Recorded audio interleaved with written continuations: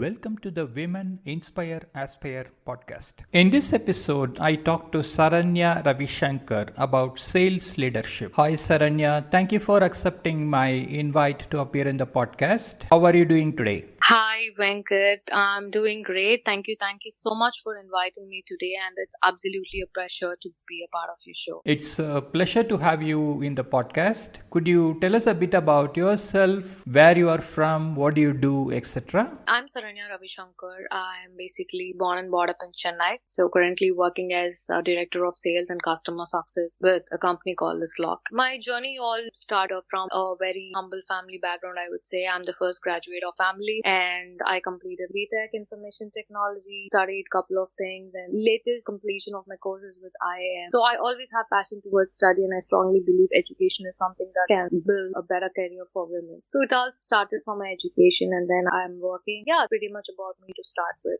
How did you get inspired by computer science? So computer science, as I told you, right, I'm the first graduate of my family. So computer is something that always created curiosity. But surprisingly, I was a biology student. I went for a couple of classes, the courses to write my entrance and all those things. But somewhere it didn't create a passion for me. I was always a person who loves to be with computer, doing coding and all those stuff. Very desperate even before I know what is completely into information technology. But I was really strong to get into that course. Computer is something that still keeps me alive, I would say. So I had that passion from the beginning. Great. So when you did your computer science, what are the things that fascinated you? Databases, networking, anything like that? I didn't know much of things when I got into information technology. That point in time, from somebody as a first graduate from my family, it was always there in my mind saying that, hey, if you do IT, that you're going to get into a big company. It all kind of a fashionable terms, right? So you earn a lot and the coders are going to be valued and all those stuff. So that was pretty much at that point in time that I had in my mind because there was nobody to guide. Being my parents just did their 10th standard, all they know is to give a better education to their kids. It all started with that. After getting into information technology, like your data structure, your C programming, I went for a computer course and everything. And then the worst part is I realized I'm not going to be a great coder. It changed the entire perspective, right? Like we study a lot of things, but we end up doing something really different. And that exactly happened. But my fate has got a different kind of a path for me, I would say. Because while I was doing my engineering, I always understood what my parents were going through. So for me, at that point in time, for them to spend that money for my engineering was a very, very tough. So my dad was working as a mazdoor in Chennai Port Trust. So he was carrying the loads every day in and day out. So what I decided is when I was doing my project, I got an offer to work for a UK-based company. Maybe the universe has given me a sign. I went along with my friend for her interview at our 4th year and she got rejected and I got placed. It's going to be a part-time. So where I have to go to college from morning till evening and my shift starts at 9:30 p.m. in the evening and I have to work till 3:30 a.m. And then I come back home around 4:35. Then I sleep for a couple of hours and then 7 o'clock again I have to get up, get ready for my college. The final year gave me a lot of experience. I decided, okay, so I'm good in talking. The job that made me realize that I can also talk to people who are in UK. I realized all those things and I started my career there. You won't believe the toppers of the class were even struggling to get a job, but being an average kid at that point in time, I was placed in my 4th year. I was working a part-time and my salary was, I started getting paid. Those things gave me a lot of clarity in life and I saw a big smile and happiness in my parents. In my background, people are not allowed to go after 9 p.m. outside. But my shift starts at 9:30. My parents were so worried to send me outside. They thought what the society is going to think, what our relatives will think. You're going for a night shift and you're going to take a cab and you're going to come down cab. We don't know what's going to happen.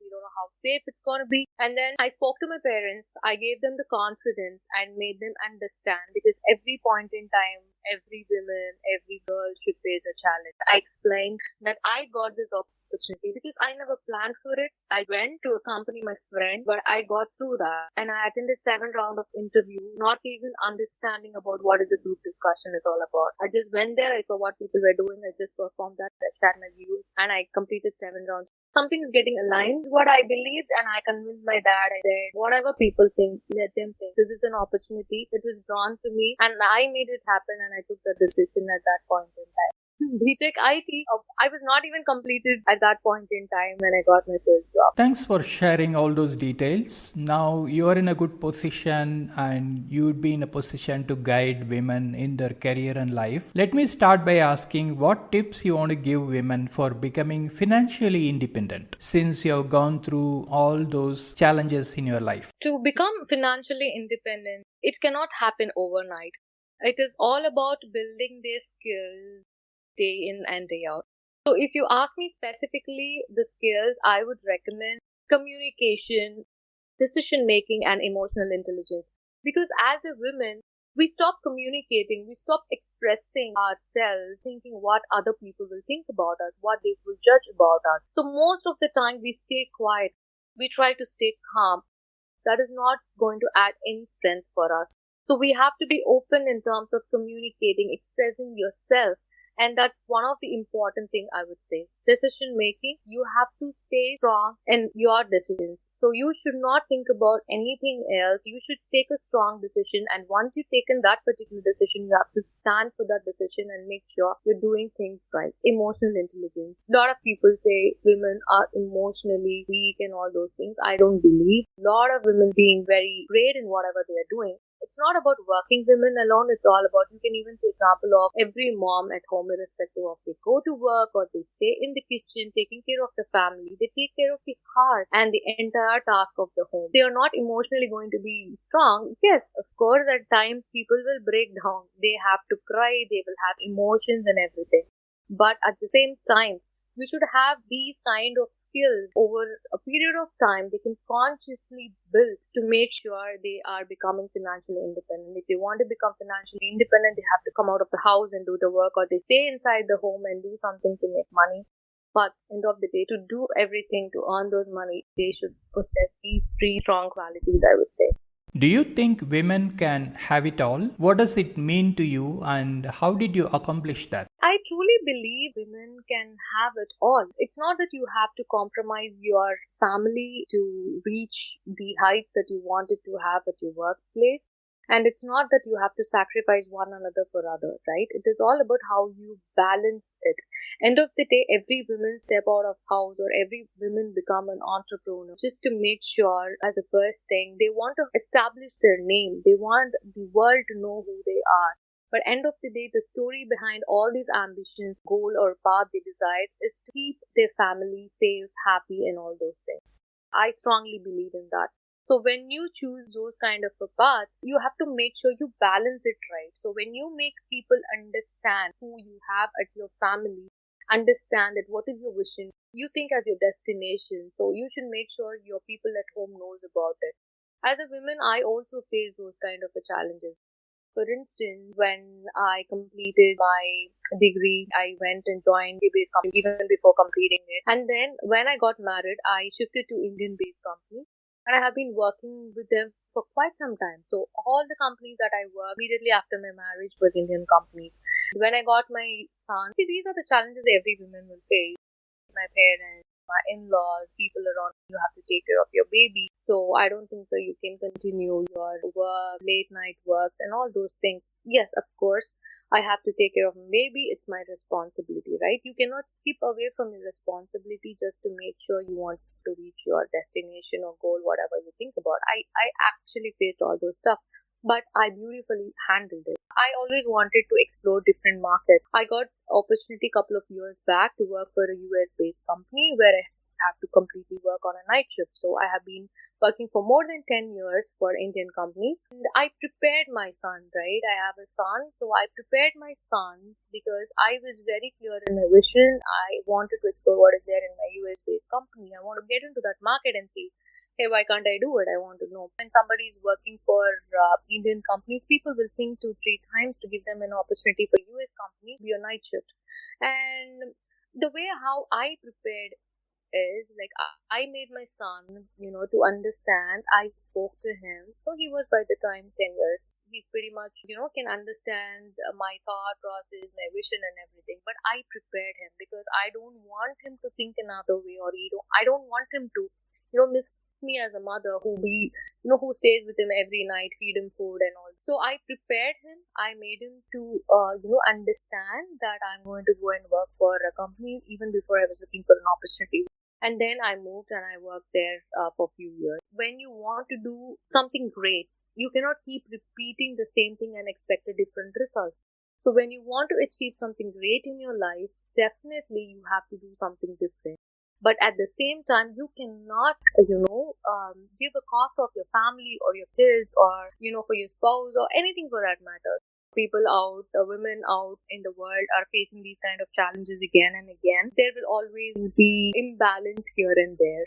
So if you can avoid that, only then you can focus wholeheartedly with the work that you're doing. Okay, great. Can we talk a bit about your role as the sales director? So, as a sales director, it's a huge responsibility because I handle the global market. I take care of not only sales, I also take care of customer success. It's not only about asking questions to people, hey, what's all about your target? What are you going to do today, tomorrow? What is your plan?